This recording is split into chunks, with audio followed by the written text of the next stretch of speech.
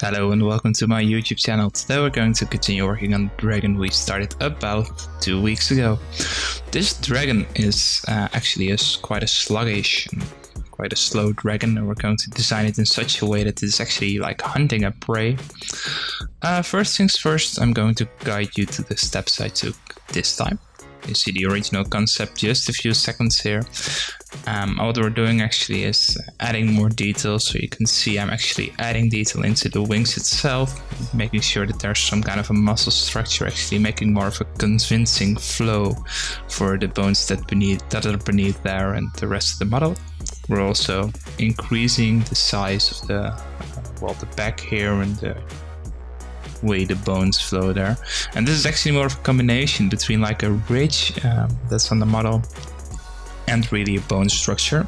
I'm also removing the wings here. That's just to see the flow of the model, like when I look at the side, and I can also reach the model a bit better this way.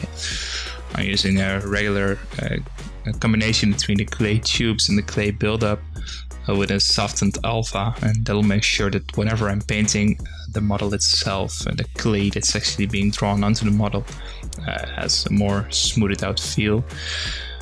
And you can see in here I was actually pinching the sides, and that'll make sure there's more of a sharpened edge, just making a more solid look.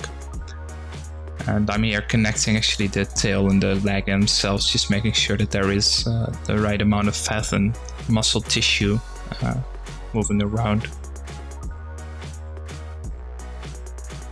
And the overall proportions, I'm constantly checking, of course, how much texture I want there, and you can see it also divided in separate polygroups.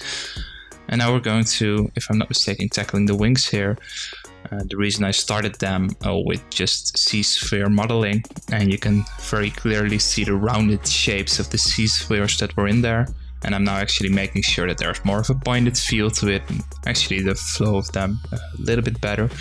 And I'm constantly switching between the wings themselves and the membrane that's between them, just to make sure that the connection is solid. And the thing I'm doing now is actually creating a ridge just around the edge to have a cavity where the center wing and the skin falls into, and that'll just make sure that it flows together.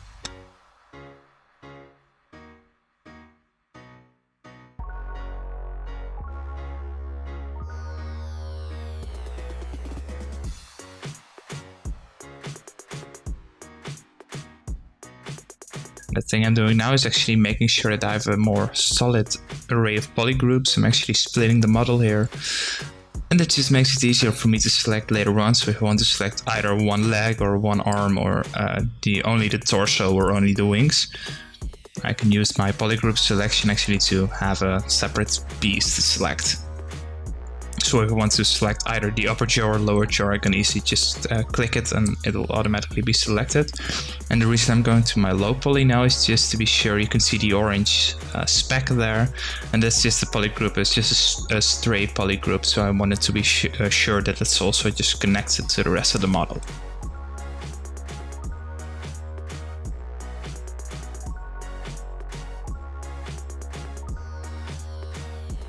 And you can see me flying all over the model, so really looking for separate pieces, just looking at the flow and whether or not it will work and it looks correct.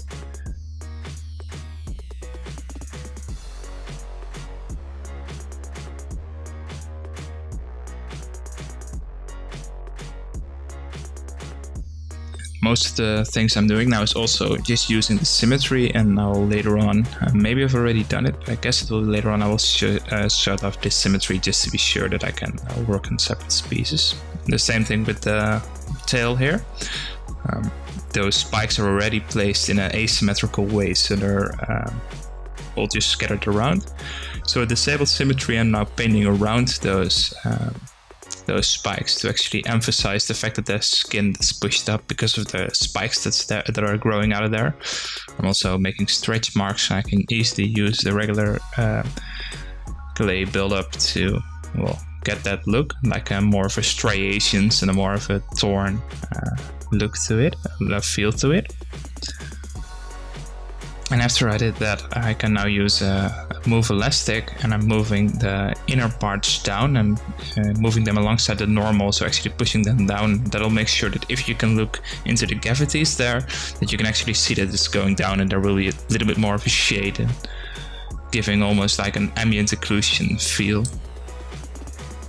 And the next part is actually moving up and first of all checking the tail itself, making sure that that's a little bit more of a skin-like feel. I'm undoing a few times because I had a very harsh alpha line there.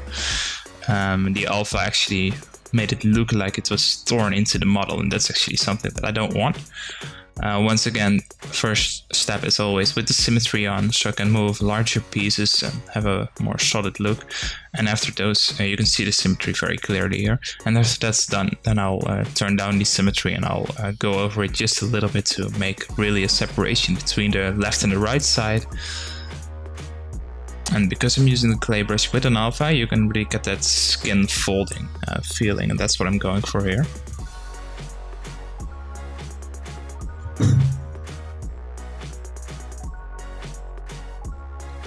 You can see now that I'm actually creating in the curves for that back, that ridge that I'm creating, and making the skin folds there really makes it pop. It looks like that bone structure, because that center line will eventually be some kind of a bone or rock-like texture, and it has to feel like it's pushing out. So that's actually, those ridges are actually the skin being pushed aside. And you can see that I'm now using the symmetry to very quickly put in the first layer, so it looks pretty much has the right look and feel to it. And after that, I'll disable the symmetry and I'll just go over it again to really define the shapes. And now increased my brush size a little bit and adding really larger pieces here.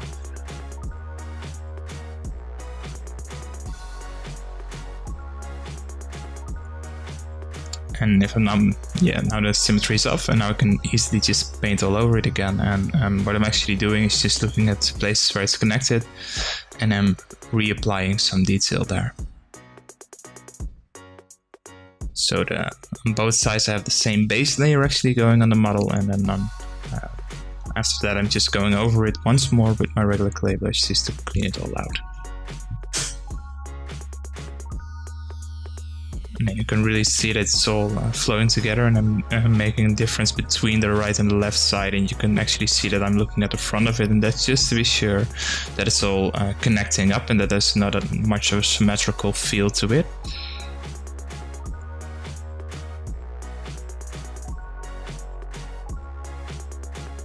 Now I'm actually masking off the parts that will eventually be like the stronger stone-like pieces. And that's just so I can, after that I can actually paint in the skin.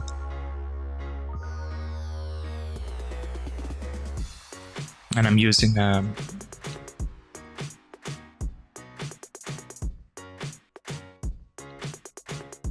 just a regular trim brush, and I'm actually pushing in the separate pieces. I could actually use some kind of an alpha to emphasize this feel, but I can use it in the first layer just to be sure that there's a little bit of difference between the model parts. And that's actually everything for this sculpt session. So I say thank you all for watching, and I hope I'll see you in the next episode.